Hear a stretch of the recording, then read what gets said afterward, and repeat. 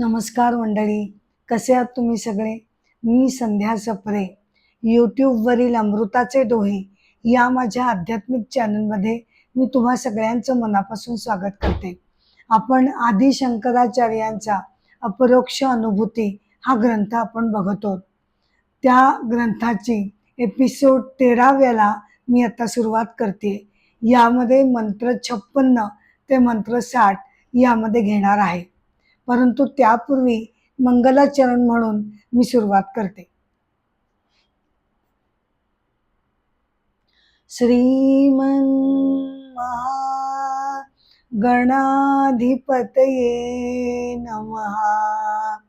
वक्रतुंड महाकाय सूर्यकोटि समप्रभ निर्विघ्नं कुरु मे देव सर्वकार्येषु सर्वदा. नमो देवे महादेवे शिवाये सततं नमः. नमः प्रकृते भद्राये नियतः प्रणतः स्मताम्. कृष्णाय वासुदेवाय हरये परमात्मने प्रणतक्लेशनाशाय गोविंदाय नमो नमः. आदि शंकराचार्यांचा ग्रंथ अपरोक्ष अनुभूती. जगद्गुरु आदि शंकराचार्यांना विनम्र अभिवादन करून आज गुरुपौर्णिमेच्या दिवशी त्यांना नमस्कार करून त्यांचं स्मरण करून आपण निरूपणाला सुरुवात करूया. मंत्र 56.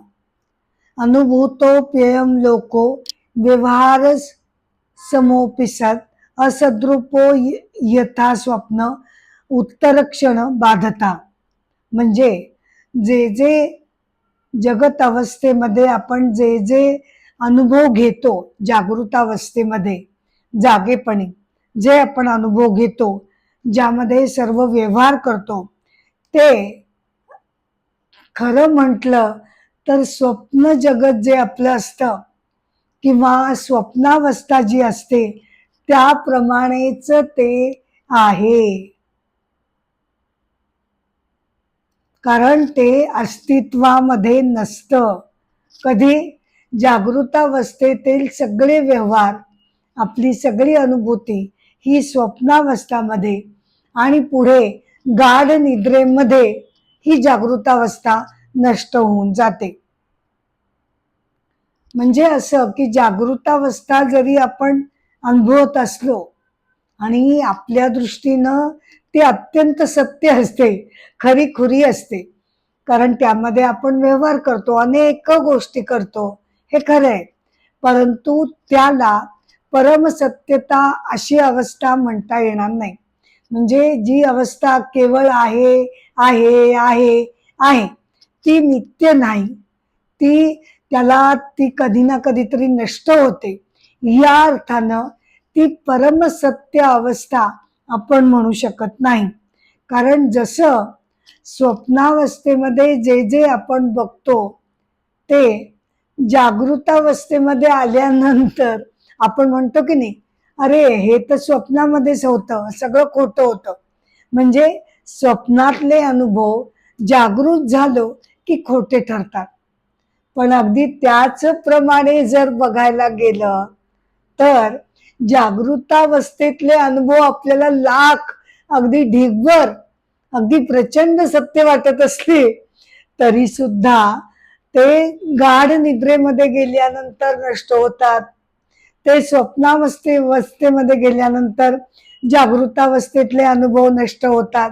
मग या अर्थानं त्यांना सत म्हणता येत नाही.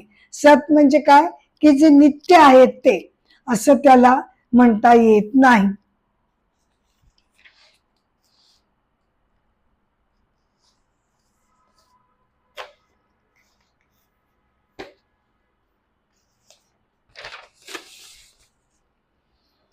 आता इथे काय आहे की आपण जरा मांडुक्य उपनिषदाचा आधार घेऊन या ज्या 3 अवस्था माणसाच्या आहेत, ज्यामधनं आपण सगळेच घरा फिरत असतो.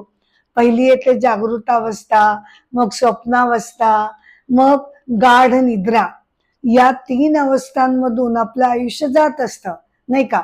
तर या 3 अवस्थांचा आधार घेऊन मांडूक्य उपनिषदामध्ये जे अथर्व वेदामध्ये आलेले आहेत, आणि यामध्ये केवळ 12च मंत्र आहेत बर का, परंतु तरी सुद्धा हे अत्यंत महत्वपूर्ण असं मानलं जातं. इतकं महत्वपूर्ण की पुढे त्यावर आदि शंकराचार्यांचे जे परमगुरु बर का, म्हणजे गुरु गोविंद पादाचार्य हे आदि शंकराचार्यांचे गुरु, मग त्यांचे गुरूंनी बर का याच्यावर कारिका लिहिलेल्या आहेत. आणि त्यानंतर आदि शंकराचार्यांनी सुद्धा मांडूक्य उपनिषदावर भाष्य केलेलं आहे. इतकं ते महत्वाचं उपनिषद आहे. यामध्ये या आपल्या 3 अवस्थांच्या चर्चा करून त्यावर विवेचन करून त्याच्या पलीकडची जी 4थी अवस्था आहे ती या तिघांना साक्षीभूत आहे असं मांडून आत्मतत्वाचं अस्तित्व किंवा आत्मतत्वाचं सत्यत्व त्याद्वारे सिद्ध करून दाखवलेलं आहे. गौडपादाचार्यांच्या कारिका म्हणजे त्यावरील भाष्य हे अत्यंत प्रसिद्ध मानलं जातं. तर आता या मंत्र 56 मध्ये 3 अवस्थांचा उल्लेख येऊन गेलाय, तर त्यासाठी आपण आता मांडूक्य उपनिषद थोडस बघणार आहोत. म्हणजे काय की मंत्र 2 मध्ये मांडूक्य असं म्हणतं की सगळं काही ब्रह्मन आहे, त्यामुळे प्रत्येक माणसाच्या शरीरामध्ये असणारं आत्मतत्व हे सुद्धा ब्रह्मन आहे. आणि या आत्मतत्वाला 4 पाद आहेत बर का. पाद म्हणजे काय, डिव्हिजन नाही बर का, कारण आत्म्याला जर आपण भाग पाडले, विभाजन केलं तर त्याचं अखंडत्व राहू शकत नाही. आणि भाग पाडले तर मग काय होईल की आत्मतत्व विनाशी होईल, तो कधी ना कधी ते नष्ट होईल अशी त्याची अवस्था होईल. त्यामुळे पार्ट्स म्हणजे त्याचे भाग किंवा तुकडे पाडणं नव्हे, तर 4 पार्ट्स याचा अर्थ 4 मनुष्याचे येणारे अनुभव, त्याचे प्लेन ऑफ कॉन्शियसनेस म्हणजे आत्मतत्व आपल्या शरीराच्या माध्यमातून बर का, आत्मतत्व हेच आपल्या शरीराच्या आपल्या मनाच्या माध्यमातून जेव्हा जगत किंवा अनुभूती घेत असतं, त्या अनुभूतींच्या माध्यमातून आपल्याला आत्मतत्वाकडे वळायचं आहे. कारण डायरेक्ट आपण आत्मतत्वाला जाणू शकत नाही. त्यामुळे इथे त्याचं मॅनिफेस्टेशन जे आहे, आत्मतत्वाचं मॅनिफेस्टेशन काय, त्याची जागृतावस्था आहे, त्याची स्वप्नावस्था आहे, त्याची निद्रावस्था आहे.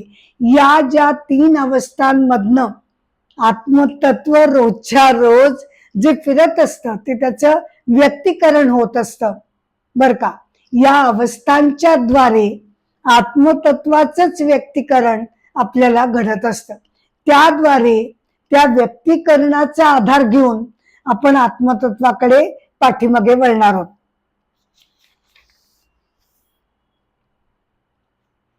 तर 4 पाद म्हणजे काय की 4 फील्ड ऑफ ऑपरेशन्स असं आपल्याला म्हणता येईल. म्हणजे 4, खरं म्हणजे प्रत्यक्षात 3च आहेत. 4था जो आहे तो तुरीय आहे, आणि तुरीय ही अवस्था नाही. तुरीय म्हणजेच आत्मतत्व, पण ती अवस्था नाही. केवळ समजून घेण्यासाठी आपण त्याला 4थी अवस्था मानलेला आहे. पहिल्या ज्या 3 अवस्था आहेत ते 3 पार्ट्स, एक झाला जागृतावस्था, दुसरा पार्ट झाला स्वप्नावस्था, मग नंतर गाढ निद्रा. आणि या 3 अवस्थांना साक्षी असणारा हा जो तुरीय आहे, ही जी आत्मतत्व जे आहे ती तुरीय अवस्था मानली गेलेली आहे. म्हणजे यासाठी हे पाठ का नाहीत हे सांगण्यासाठी आदि शंकराचार्यांनी एक मोठं छान उदाहरण दिलंय की समजा 4 आण्याचं एक नाणं घेतलं, मग त्यानंतर अजून एक 4 आण्याचं नाणं घेतलं आणि अजून एक 4 आण्याचं नाणं घेतलं, म्हणजे किती झाले? 75 पैसे झाले. आता अजून एक 4 आणे जर त्याच्यात ऍड केले तर सगळा मिळून 1 रुपया होतो. 1 रुपयाचं नाणं घेतलं की त्याच्यामध्ये हे पहिले 3-4 आणे त्याच्यामध्ये असं अंतर्भूत असतात. अशा प्रकारे तुरीय ही एक आपण वर्तुळ घेतलं किंवा मोठं नाणं घेतलं तर त्यामध्ये या 3 अवस्था अंतर्भूत झालेल्या आहेत. कोणत्या 3 अवस्था? जागृतावस्था, स्वप्नावस्था आणि निद्रावस्था. त्यामध्ये मंत्र 3 मध्ये ही जागृतावस्थेचं नेमकं वर्णन केलं गेलेलं आहे. कोणती जागृतावस्था? तर त्यामध्ये आपण बाह्य जगताचा अनुभव घेत असतो. या वेळेला आत्मतत्वाचं व्यक्तीकरण कसं होतं? तर आत्मतत्व अधिक स्थूल शरीर, नाही का? स्थूल शरीरानं आपण बाह्य जगतामध्ये वावरत असतो. त्यामुळे आत्मतत्व हे कसं प्रेझेंट व्यक्तीकरण त्याचं केलं जातं? तर आत्मतत्व स्थूल शरीराच्या माध्यमातून ही जागृतावस्था अनुभवत असतो. तेव्हा त्यामध्ये 2 गोष्टी असतात. एक म्हणजे इंडिव्हिज्युअल नोअर किंवा मी जाणणारा, आणि जे जाणलं जातं ते बाह्य जग. अशा दोन्ही गोष्टी या जागृतावस्थामध्ये जाणल्या जातात. आता नोअर जो आहे तो कोणत्या कोणत्या घटकांनी बनलेला आहे? तर 5 ज्ञानेंद्रिय, 5 कर्मेंद्रिय, पंचप्राण आणि 4 मन, बुद्धी, चित्त, अहंकार, अशा 19 मुख्य घटकांनी आपण हा व्यक्ती, मी नोअर किंवा जाणणारा किंवा जागृतावस्थेमध्ये अनुभव घेणारा हा बनलेला आहे. आणि त्याच वेळेला हे जे आत्मतत्व म्हणजेच परब्रह्मन तत्व की नाही, दोन्ही एकच आहे. आत्मतत्व हे नाव आपण व्यक्तीसाठी दिलं, परंतु तेच तत्व जेव्हा ब्रह्मांडासाठी आपण वापरतो तेव्हा त्याला परब्रह्म तत्व म्हणतात. त्यामुळे हेच परब्रह्मन तत्व त्याच वेळेला सगळं ब्रह्मांड म्हणून आपण अनुभवत असतो. काय अनुभवतो आपण? आपण जग अनुभवतो.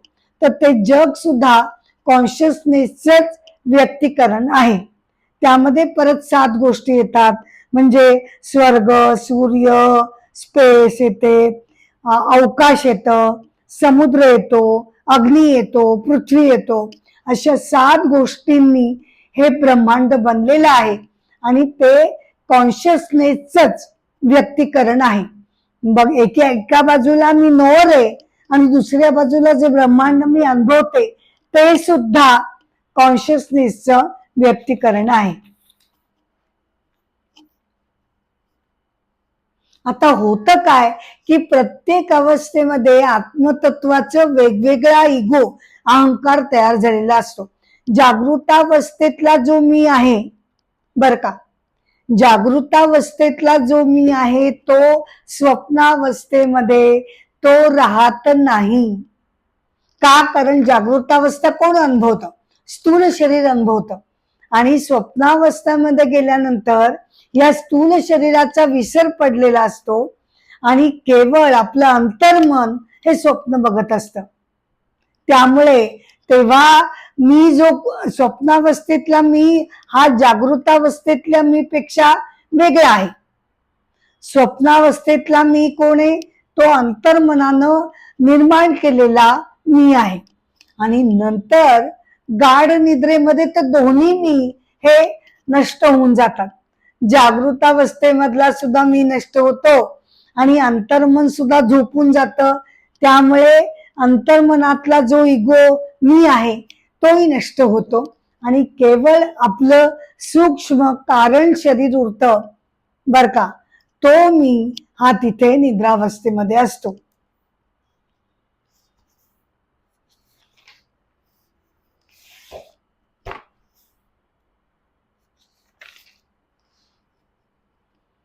मंत्र 57. स्वप्नो जागरणो लिकः स्वप्नेपि जागरो नहि द्वयमेव लये नास्ति लयोपि योनर्च म्हणजे काय, स्वप्नामधील जे अनुभव आहेत ते जागृतामध्ये आल्यानंतर ते खोटे ठरतात. त्याचप्रमाणे जागृतावस्थेमधले अनुभव सुद्धा स्वप्नामध्ये खोटे ठरतात. आपली आतापर्यंत काय कल्पना असते की त्या कल्पनेला धक्का बसून जातो. मांडुक्य उपनिषद आपल्याला म्हणतं, अरे बाबांनो, तुम्हाला जी जागृतावस्था मोठी अगदी खरी, फार मोठी खरी सत्य वाटते, तसं नाहीये. स्वप्नावस्थेमध्ये गेलं की जागृतावस्थेत सुद्धा त्यातले अनुभव त्यामध्ये येत नाहीत. आणि दोन्ही अनुभव, जागृत काय स्वप्न काय, त्या दोघांमधले अनुभव हे परत आपण एकदा सुषुप्तीमध्ये गाढ निद्रेमध्ये गेलो की ते दोन्ही अनुभव परत नष्ट होतात, अनुभूतीला येत नाहीत. आता त्यासाठी सुद्धा आपण मांडुक्यच बघणार आहोत.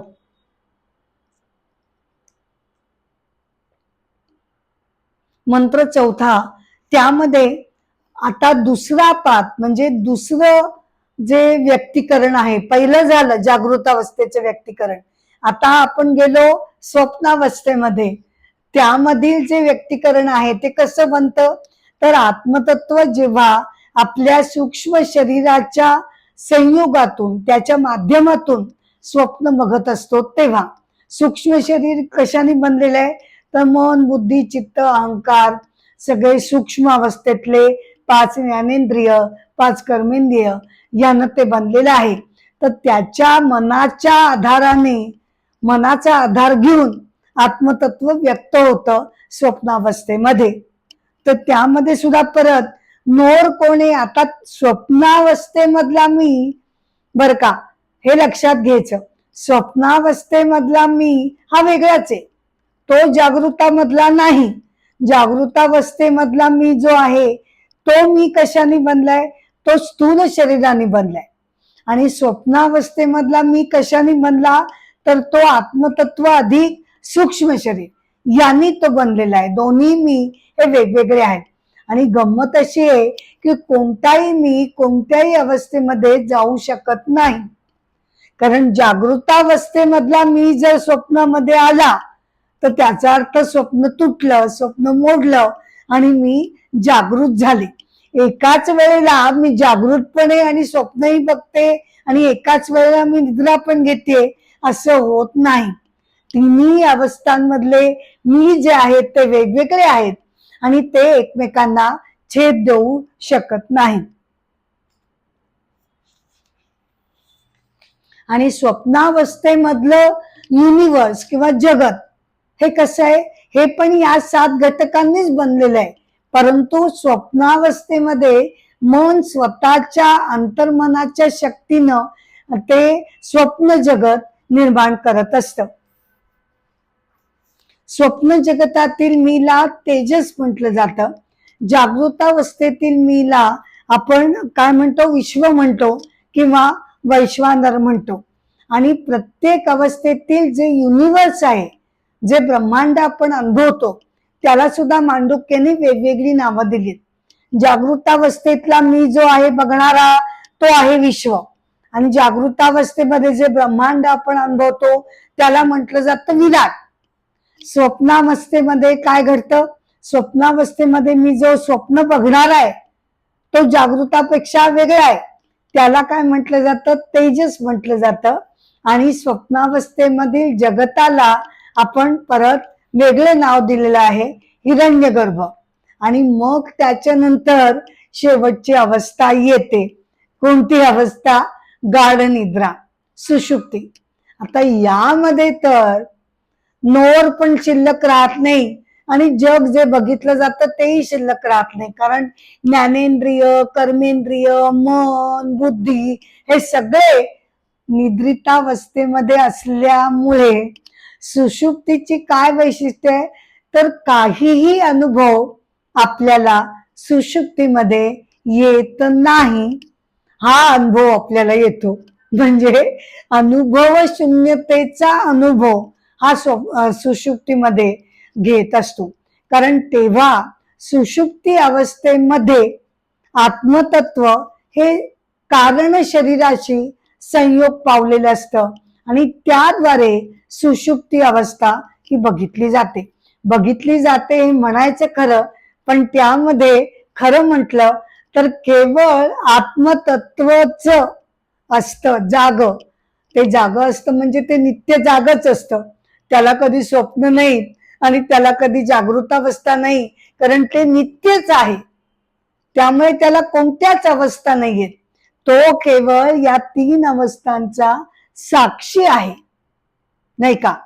त्याला अवस्था नाही. चौथी जी मांडलेली आहे तुरीय अवस्था, ती प्रत्यक्षात अवस्था होत नाही. अवस्था कशाची व्हायची? ज्याला स्वतःच स्थिर स्वरूप नाही त्याला फक्त अवस्था प्राप्त होते, नाही का.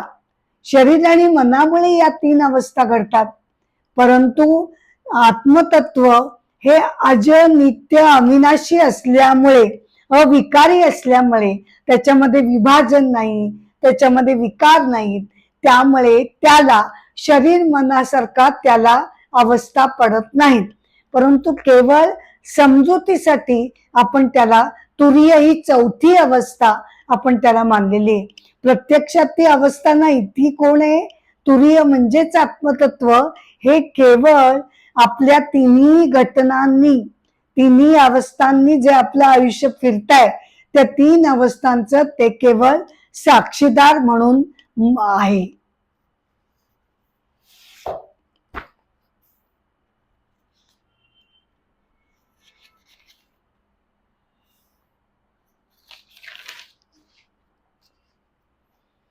आता आपण एक कथा बघूया.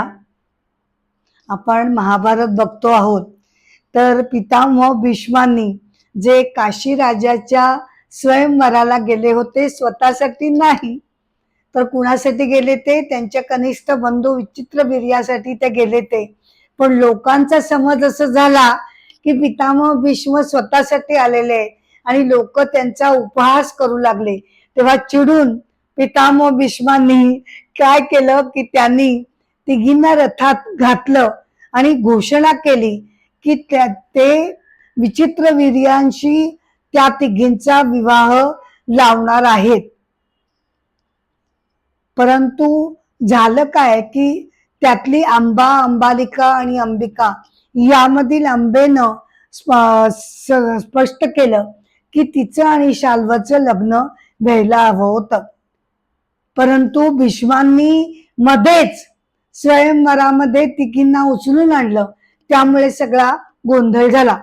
पितामह भीष्मांनी तिला मोठ्या सन्मानानं राजा शाल्वकडे पाठवण्याची व्यवस्था केली, बर का. परंतु झालं काय की अंबा जेव्हा शाल्व राजाकडे गेली तेव्हा झालं सगळं विपरीतच. शाल्व राजानं तिला स्वीकारायचं अमान्य केलं. तो म्हणाला की तुला दुसऱ्या कोणीतरी पळवून नेली, तिकडे हस्तिनापुरामध्ये तू राहिलीस आणि आता तिकडनं तू परत येतेस, अशा स्त्रीचा मी स्वीकार करणार नाही. अंबाची अवस्था मोठी दयनीय झाली, बर का. कारण ती मोठ्या आशेनं शाल्वकडे गेली होती की तो आपला स्वीकार करेल, आपल्या दोघांचा विवाह होईल. पण कसलं काय, शाल्वानं तिला सरळ रागानं राजवाड्याबाहेर हाकलून दिली. अतिशय संतापाने आणि उद्विग्न अवस्थेमध्ये अंबा तिथून बाहेर पडली. तिला प्रचंड रडू यायला लागलं आणि मग तिला असं वाटू लागलं की पितामह भीष्मांमुळे माझ्यावर हा सगळा प्रसंग आलेला आहे. ते जर स्वयंवराला आले नसते किंवा त्यांनी आम्हाला उचलून आणलं नसतं तर हे घडलं नसतं. आणि त्यामुळे ती सुडानं अक्षरशः पेटून उठली. काही झालं तरी मी पितामह भीष्मांचा वर सूड उगवणार असं तिच्या मनानं घेतलं. मग काय करू शकते मी?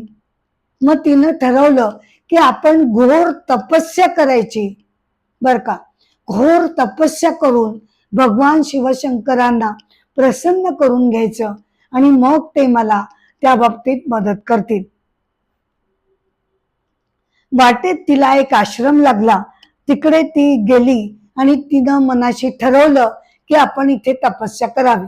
ऋषींनी जेव्हा तिची चौकशी केली तेव्हा तिनं सगळं प्रांजळपणे खरं काय ते सांगून टाकलं। परंतु थोड्याच काळात तिथे होत्रवाहन नावाचे राजा आले, जे आंबेचे आजोबा होते। त्या आजोबांना मोठं आश्चर्य वाटलं की ही इथे काय करते। जेव्हा तिने सगळं सांगितलं तेव्हा त्यांना पण काय करावं काही सुचेना। तेवढ्यात तिथे अकृतव्रण नावाचा परशुरामांचा शिष्य आलेला होता। तो म्हणाला, तू काळजी करू नको आंबे, आता 2 दिवसात परशुराम इथे येतील आणि परशुराम हे भीष्माचे गुरु आहेत, त्यामुळे परशुराम त्यांना समजावून सांगतील आणि सगळं काही नीट होईल।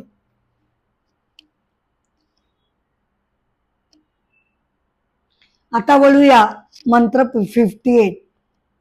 त्रयमेवं भवे मिथ्या गुणत्रय विनिर्मितम अस्य द्रष्टा गुणातीतो नित्यो हे कश्चिदात्मकः। म्हणजे काय की सर्व अवस्था, जागृत अवस्था, स्वप्नावस्था, सुषुप्ती अवस्था या मिथ्या ठरतात। का? कारण त्या त्रिगुणांमुळे बनलेल्या आहेत। म्हणजे काय तर आपलं शरीर हे कशामुळे बनलंय, हे त्रिगुणी आहे। मुळात शरीर हे प्रकृतीकडनं आपल्याला मिळालेलं आहे आणि प्रकृती कशी आहे तर ती मूळचीच त्रिगुणी आहे। सत्व रजो तमो गुणांनी प्रकृती बनलेली आहे।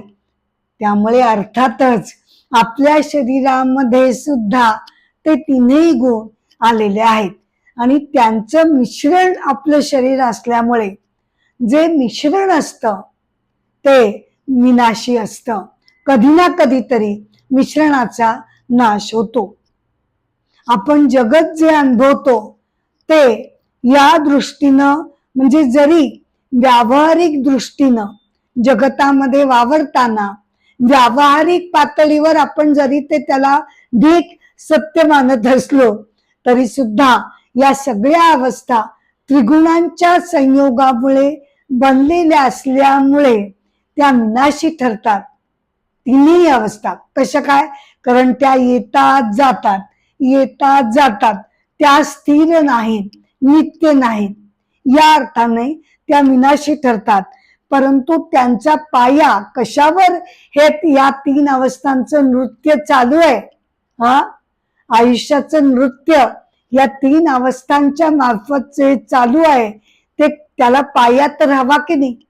त्या कोणता पाया आहे तो तर आत्मतत्वाच्या अविनाशी पायावर या 3 विनाशी नष्ट होत जाणाऱ्या, पुन्हा येत जाणाऱ्या अशा ज्या अवस्था आहेत त्यांचं कारभार सगळा या अविनाशी अज अविकारी आत्मतत्वाच्या पायामुळे हे सगळं चालू असतं। कारण आत्मतत्व सुद्धा जर आपण शरीरासारखंच विनाशी मानलं, नष्ट होणारं मानलं, तर जो जगताचा, ब्रह्मांडाचा, व्यक्तींचा हा जो मूळ पाया आहे तो जर आपण नष्ट होणारा मानला तर जगत काय, व्यक्ती काय, लाखो करोडो गोष्टी काय, एक क्षणभरही त्याचा पायाच विनाशी असल्यामुळे टिकू शकणार नाही। त्यामुळे आत्मतत्व हे अभंग आहे, अखंड आहे, अजय आहे आणि नित्य आहे।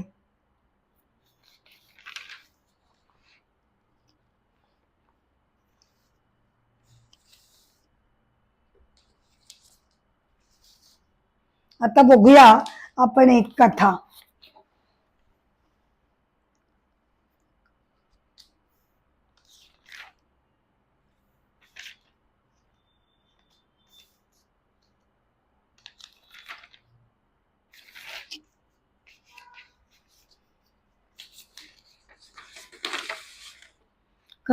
कथा आहे संत सोपानदेव महाराज यांची। संत ज्ञानेश्वरांचे धाकटे बंधू म्हणजे सोपानदेव महाराज। जन्म 1277, मृत्यू 1296। सोपानदेव महाराजांनी सासवड इथे मार्गशीर्ष महिन्यात समाधी घेतली.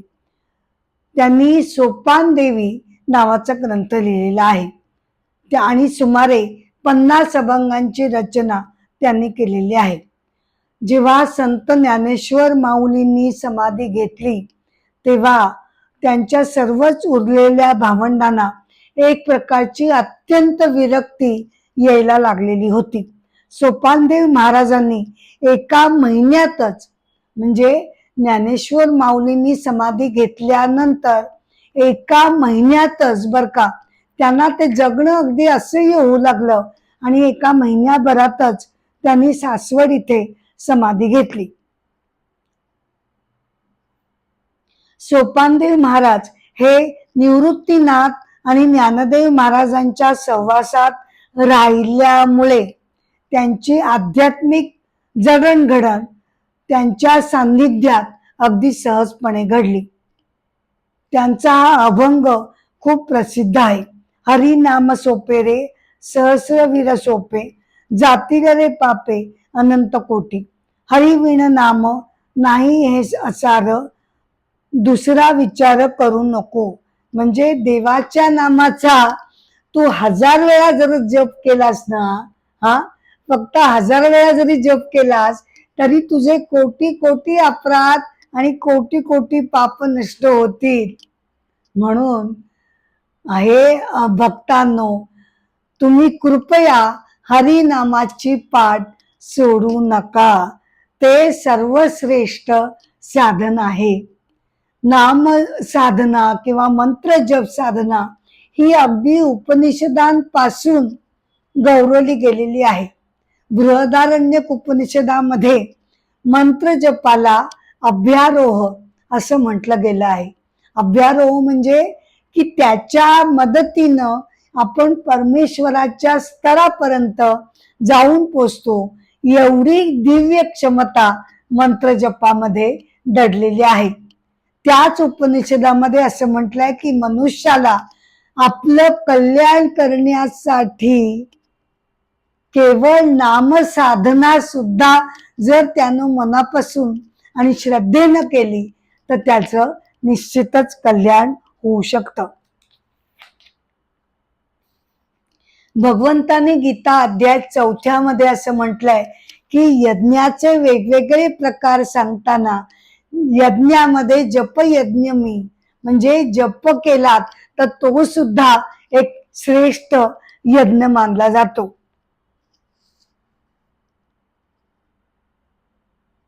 मार्गशीर्ष महिन्यामध्ये सासवड मध्ये त्यांनी समाधी घेतली. तिथे सोपानदेव मंदिर उभारलेलं आहे आणि तिथे समाधी सोहळा होत असतो. त्यांचं व्यक्तिमत्व अत्यंत शांत, संयमी, ज्ञाननिष्ठ होतं. त्यांना ब्रह्मदेवाचा अवतार मानण्यात येतो. निवृत्तीनाथांना भगवान शंकरांचे अवतार मानलं जातं. ज्ञानदेव महाराजांना कृष्णाचे अवतार मानलं जातं आणि सोपानदेव महाराजांना ब्रह्मदेवाचे अवतार मानलं जातं आणि मुक्ताबाई त्यांची सगळ्यात धाकटी बहीण, तिला आदिशक्ती मानलं जातं. सोपानदेवी हा ग्रंथ त्यांचा आहे. त्यामध्ये भाषा सोपी आहे आणि समजायला अगदी सरळ रसाळपूर्ण अशी आहे. त्यामध्ये त्यांनी गुरुकृपेचं महत्व आणि नामस्मरणाचं महत्व समजावून दिलेलं आहे. त्रिपुरारी पौर्णिमेला त्यांचा जन्मोत्सव साजरा केला जातो.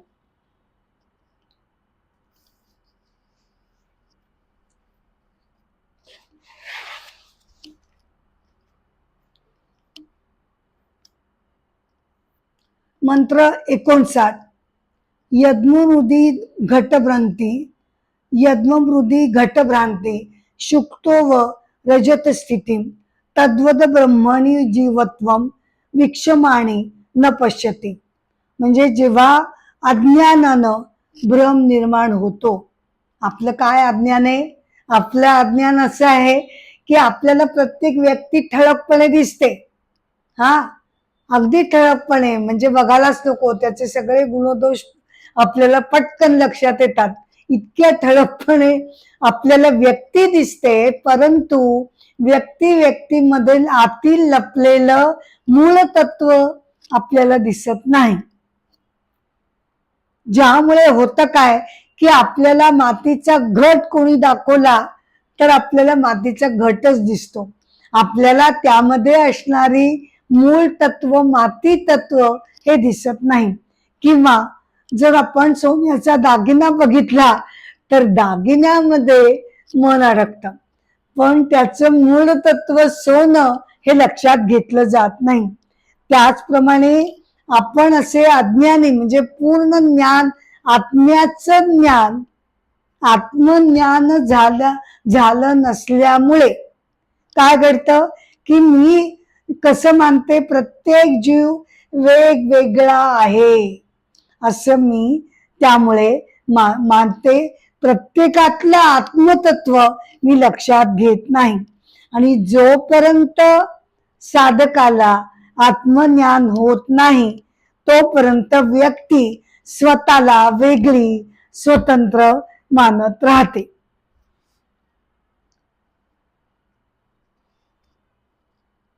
पण एकदा का आत्मसाक्षात्कार झाला, परमेश्वराची दृढ ओढ मनामध्ये निर्माण झाली की तुकोबाराय जसं म्हणतात तशी मनाची अवस्था होते.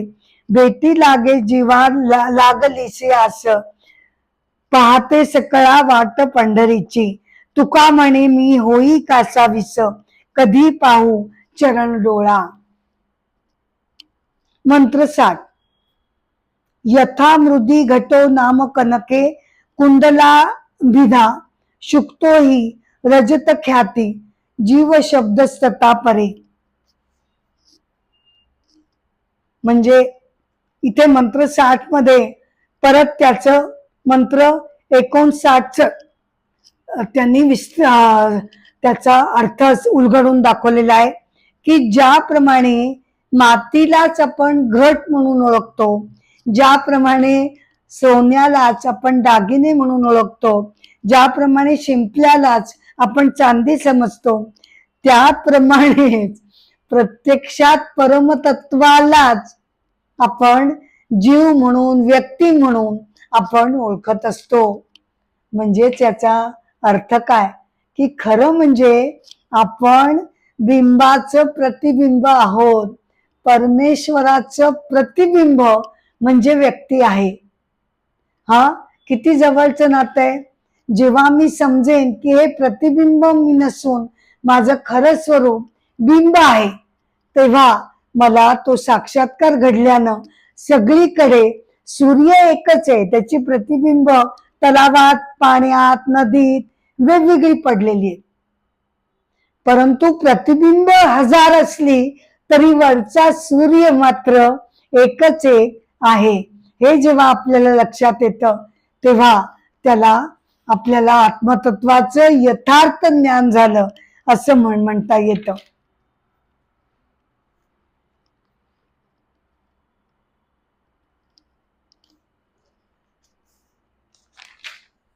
इथे मंत्र 60वा समाप्त होत आहे. एपिसोड 13 म्हणजे या एपिसोड 13 मध्ये आपण मंत्र 55 ते मंत्र 60 आपण बघितले आहेत. एपिसोडची सांगता मी कथेनं करत आहे. कथा आहे आदि शंकराचार्यांची. त्यांनी मातेला वचन दिल्याप्रमाणे ते तिच्या भेटीला आले आणि त्यांची माता आर्यांबा आपल्या या तेजस्वी, ज्याची कीर्ती सगळ्या भारतभर पसरलेली आहे, अशा अत्यंत कर्तृत्ववान महात्म्याला, आपल्या पुत्राला डोळे भरून तिनं एकदा बघितलं आणि तिच्या शेवटची इच्छा त्यानं पूर्ण केल्यामुळे तिनं समाधानानं आपला शेवटचा श्वास घेतला. आदि शंकराचार्यांना समाधान एक प्रकारे असं वाटलं की आपण माता आर्यांबेची इच्छा पूर्ण करू शकलो, परंतु अजून तिची दुसरी इच्छा बाकी होती. तिनं संन्यास घेण्यापूर्वीच शंकराचार्यांकडून वचन घेतलं होतं की तुझ्याकडनंच माझे अंत्यसंस्कार व्हावेत अशी माझी इच्छा आहे. आणि शंकराचार्यांनी तिला वचन दिलं होतं. त्यामुळे मग त्यांनी आपल्या गावकऱ्यांना बोलवलं आणि ते म्हणाले की आता अंत्यसंस्काराची तयारी करावी लागेल, कृपया आपण सगळ्यांनी मला मदत करावी. आता हे आदि शंकराचार्यांनी म्हटल्यानंतर सगळी गावकरी इतके संतप्त झाले. ते म्हणाले, काहीतरी काय बोलताय तुम्ही? हा, अहो तुम्ही संन्यास धर्म स्वीकारलाय ना, मग त्याला ही गृहस्थाश्रमातल्या ही कर्म करण्याची परवानगी नाही. तेव्हा शंकराचार्य म्हणाले, मला हे सगळं माहिती आहे, परंतु तरी सुद्धा मी प्रथम माझ्या मातेचा मुलगा आहे आणि नंतर मी संन्यासी आहे.